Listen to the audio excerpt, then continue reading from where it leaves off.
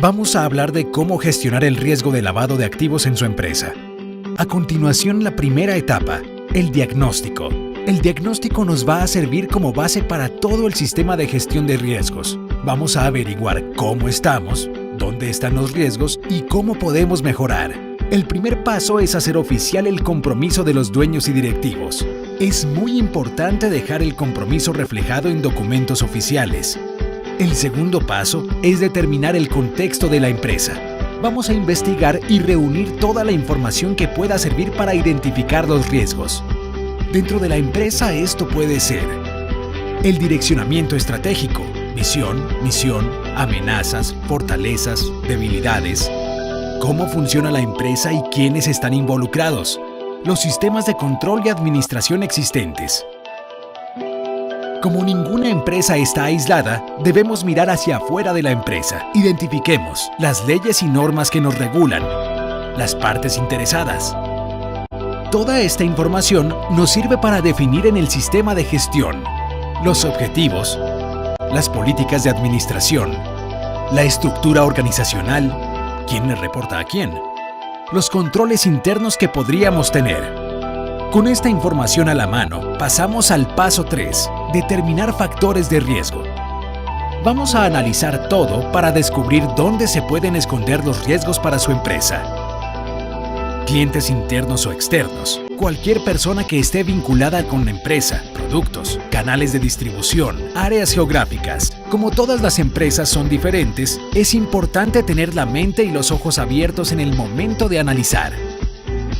En el paso 4, miramos todo lo que encontramos y nos damos cuenta de la situación general de la empresa. Si estamos vulnerables, debemos actuar con urgencia. Por otro lado, si estamos bien, es cuestión de ser más eficientes. Podemos dar por terminada la etapa 1, diagnóstico. Etapa 2 de nuestro modelo es la identificación de riesgos. Vamos a identificar puntualmente los riesgos asociados al lavado de activos que pueden estar presentes en el funcionamiento de la empresa. Para empezar, tome los factores de riesgo que señalamos en el video anterior. Para cada factor de riesgo, liste posibles situaciones que pongan en peligro a su empresa. Las llamaremos eventos de riesgo. Recordamos nuestro mandamiento. Cada empresa es diferente. Los eventos de riesgo y las maneras que utilizamos para identificarlos dependen de muchos factores y circunstancias que varían de empresa a empresa. Los recursos que nos sirven para identificarlos son su experiencia en la industria y en su empresa, el análisis de los expertos en tipologías y señales de alerta, documentos de organizaciones internacionales dedicadas al análisis financiero y la gestión de riesgo. Por último, nos preguntamos, ¿cómo y por qué suceden los eventos de riesgo? Los riesgos se expresan en términos de consecuencias. Por eso a cada evento le señalamos la causa probable. La mejor manera de organizar esta relación de causa-consecuencia es con una matriz de riesgo. Le permitirá clasificar y analizar cada riesgo por separado y definir acciones para su intervención. Esto, por ejemplo, es un riesgo de ser utilizado para el lavado de activos por no contar con procedimientos para el manejo del efectivo. Damos por terminada la etapa 2, identificación de riesgos.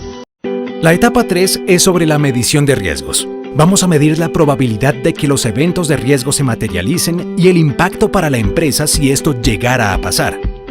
La combinación de estos dos factores nos da el nivel de severidad que tiene cada evento de riesgo. Los recursos que podemos utilizar para la medición son experiencia de la industria y la empresa e historial de eventos, experiencia del oficial de cumplimiento, opinión de expertos y asesores, información publicada. Primero consideramos la probabilidad de que el evento de riesgo suceda. De acuerdo a esta consideración, le asignamos un valor. A, muy probable, B, posible y C, raro. Ahora el mismo ejercicio pero con el impacto que tendría en la empresa. El impacto se mide por el nivel de pérdida o daño que podría resultar. En el peor de los casos, puede llegar a ser procesos penales, sanciones, mala imagen y disminución de ingresos. De acuerdo con la severidad de los daños que resulten de un evento de riesgo, le asignamos un valor. 3. Alto. El peor de los casos en donde el impacto puede sentirse en toda la industria. 2. Medio. Habrían pérdidas y daños moderados con algunas empresas involucradas. Y 1. Bajo. cualquier consecuencia es limitada a la empresa y no es duradera. Utilizando las dos mediciones, podemos evaluar el nivel de severidad y agregarlo a la matriz de riesgo que teníamos del video anterior. Esto nos permite volver a organizarlos en orden de prioridad, dejando los eventos de riesgo A3 como los más críticos y los C1 como los más fáciles de tratar. En el ejemplo, alta probabilidad y alto impacto para la empresa. Damos por terminada la etapa 3, medición de riesgos.